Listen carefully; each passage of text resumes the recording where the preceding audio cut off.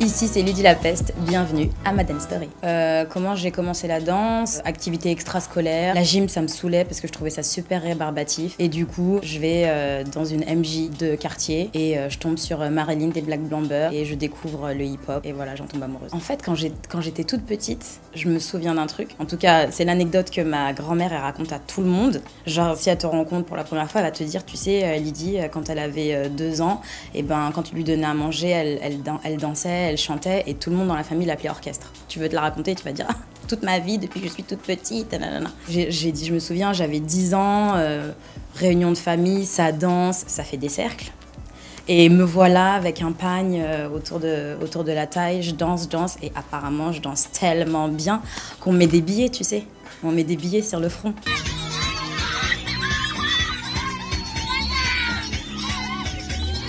C'était une évidence d'être sur scène et de travailler en étant sur scène. La danse, c'était du coup un moyen d'y accéder plus facilement. Ça n'a pas été évident parce que j'ai pas été soutenue par mes parents. Enfin, j'ai eu des mentors en tout cas et Marguerite par exemple de Boogie Sai, ça a été pour moi vraiment une mère dans la danse, tu vois, dans le milieu qui très tôt a vu le potentiel et m'a mis sur des plans, 13, 14 ans. Il y a un grand spectacle au Stade de France, ils ont besoin de 15 000 danseurs. Et comme Marguerite, tout le monde la connaît à Saint-Denis, du coup on en fait partie et on fait partie du truc. Ouais, je pense que c'est vraiment elle qui m'a mis la puce de « mais tu sais que tu peux être danseuse, tu sais que tu peux en vivre ». Et puis après tu la vois, elle est là, elle commence à danser avec MC Solar. Faire des tournées, tu vois qu'elle vit de ça et tu te dis ouais en fait je crois que c'est possible. Sauf que du coup il faut que tu assures tes arrières parce que comme la famille elle suit pas, tu dis bon je vais faire le bac, puis après je vais faire le BTS, puis après je fais la licence, puis je fais un stage chez Dior Joaillerie, ça se passe trop bien, ça devait durer 3 mois, ça dure 6, puis ça se prolonge à 10. On me propose un CDD et au même moment il y a les Jeux de Jambes qui me proposent un contrat, mais genre le contrat le plus éclaté de toute la terre je crois. De partir bosser 1 semaine en Pologne, rémunérer des cacahuètes et je me dis arrêtez tout, c'est un signe. Il faut que je sois danseuse. Je refuse le contrat chez Dior Joaillerie et je pars en Pologne avec les Jeux de Jambes. Il y a ce truc aussi où moi je me suis dit en vrai je suis perdue parce que j'ai envie de faire plein de trucs, j'aime plein de choses, donc comment est-ce que je peux, pas justifier, mais prouver que j'ai ma place en fait ici. Et c'est en excellant, ou en tout cas en essayant d'exceller dans mes pluridisciplines, mes disciples multiples, mes disciplines multiples, bref, you got me on this one.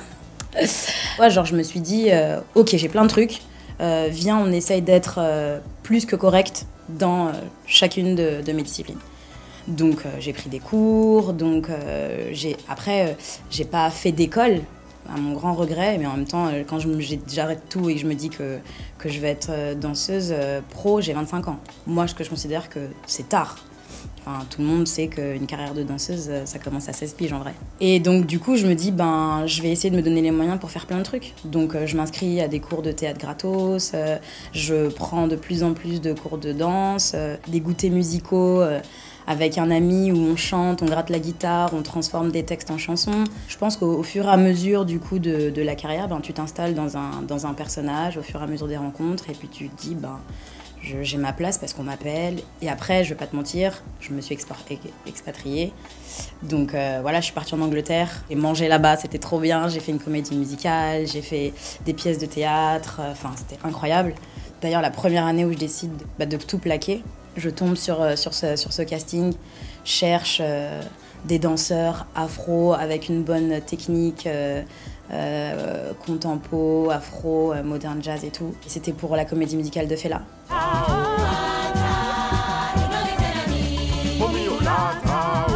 Donc une production américaine. Et en fait, ils voulaient faire la comédie musicale en Angleterre. Et moi, je me dis, vas-y, let's go. J'ai une boule au ventre. Tu sais, le truc où tu te dis, est-ce que vraiment c'est un truc pour moi, quoi? Ouais. Mais vas-y, je me dis, j'y vais. Et il y a tout Paname, mais en même temps, on n'est pas beaucoup. Et en plus, c'était genre danseur et chanteur. Il y avait un nuage de cendres, en fait. Je sais pas si vous vous souvenez, à une époque, il y avait un nuage de cendres. Journal, des milliards de particules projetées dans le ciel et c'est le transport aérien qui se grille. Et en fait, ils devaient aller directement en Angleterre. Mais comme ils ne pouvaient pas faire de vol direct New York-Londres, ils se sont arrêtés à Paris et ils se sont dit, on va faire une audition à Paris. je fais l'audition. Et tu sais comment ils sont les quinries. Donc au lieu de dire oui, ben désolé, vous avez pas été pris, la go limite, elle te fait un hug pour te remercier d'avoir fait le déplacement et pour te recaler. Bye. Oh, I'm glad I'm not a dancer anymore. It's a dog's life. Tu vois le bail ou pas? Du coup, je la vois, elle fait un hug à côté, elle fait un hug de l'autre côté, et moi, elle me fait pas de hug, elle me dit rendez-vous à Londres. Je fais où? Let's go! Donc maintenant, moi, je prends mon billet. Maintenant, moi, je prends mon billet, je vais à Londres. Je sais pas si tu te rends compte, genre, début de carrière, tout ça, on me lâche un billet pour faire une audition à Londres. Déjà, je me prends pour quelqu'un d'autre. Mais la pression déjà de me dire, non mais là-bas, c'est le fief, c'est la culture de la comédie musicale, c'est l'entertainment, c'est tous les jours, toute l'année, ça tourne, tu vois. Mais je me démonte j'y vais. Je danse fort, avec talons, sans talons, pieds nus, impro, court. T'as fini de faire ça? Vas-y, chante maintenant. Je chante! Et je suis prise. Et là, je me dis, waouh! Et alors la bête, enfin, genre l'une des meilleures prods de toute ma vie, enfin, l'un des meilleurs contrats de toute ma vie. Payé comme Jaja, entretenu comme Jaja. C'est-à-dire qu'il y avait quelqu'un pendant les répétitions qui disait il est 10h, la répétition commence. 11h, c'est la pause pour les danses. Il est midi, vous allez déjeuner. Tu te tords un peu la cheville.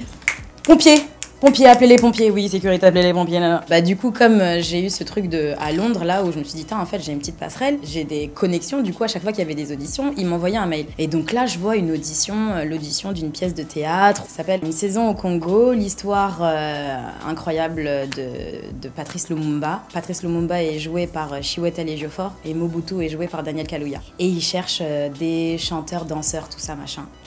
Pareil, je vais à Londres. Je dis d'ailleurs à Josepha Madoki, viens, cette audition, elle est pour nous. Ils cherchent des danseurs afro-contemporains, tout ça, machin, nan. Et en vrai, on est en compétition, mais en même temps, c'est ma go de vas-y, let's go, tu vois. Donc, il y a eu cette entraide pendant l'audition. Il y a Sidi Larbi Cherkaoui en chorégraphe. Et Joe Wright, vous regarderez qui c'est un bête de réal, metteur en scène, qui a fait d'ailleurs Orgueil et Préjugés. Et il veut un truc avec des marionnettes, avec de la danse, avec du chant, et nous, on est dedans. Et Josepha et moi, on est prises toutes les deux, d'ailleurs, c'est ça qu'il faut dire. Et c'est là, du coup, que la rencontre se fait entre Josepha et Sidi Larbi Cherkaoui. Truc de ouf, on est complètement dans notre élément. Josepha, elle en peut plus parce qu'en plus, elle est congolaise. Il ramène des musiciens qui viennent directement du Congo, qui nous apprennent des chansons genre « Indépendance, cha-cha, tozoui ». Et on recrée, en fait, il recrée vraiment, en fait, en scénographie, l'ambiance du Congo de l'époque, quoi.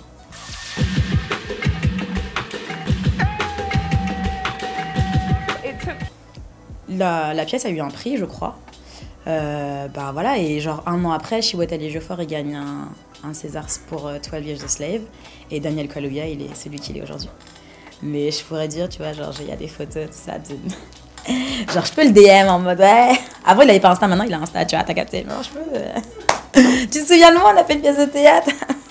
On sait jamais sur un malentendu.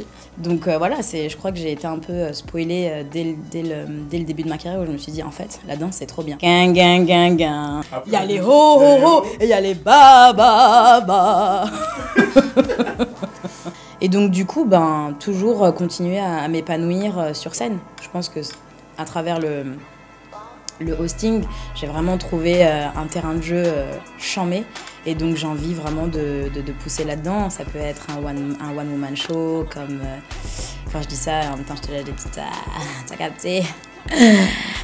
C'est cadeau, c'est pour vous, let's go. Parce que c'est se surpasser, se surprendre et aller là où ça fait peur. Ça, c'est fini? C'est fini.